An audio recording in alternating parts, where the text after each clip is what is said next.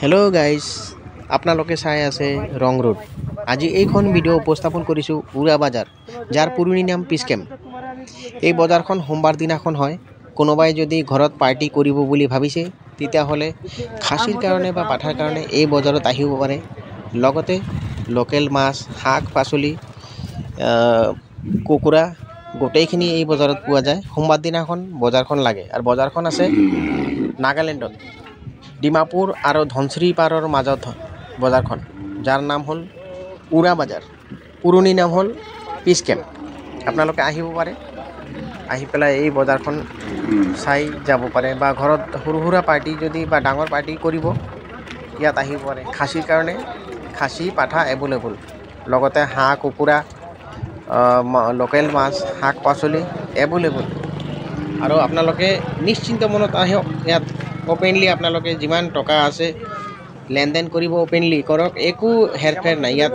একো চিন্তাই হওক বা কোনোবাই দম দি পেলাই একো টকা পইচা লৈ যাব এনেকুৱা একো নহয়।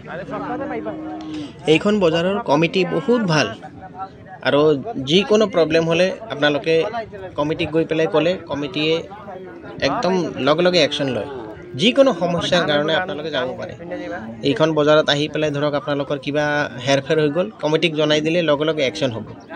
আৰু বজাৰত আহি পেলাই আপোনালোকে ঘূৰক, বজাৰ চাওক, কাপোৰৰ লওক বা লোহাৰ সামগ্ৰী লওক, দাও চাও একেবাৰে সস্তা বজাৰ।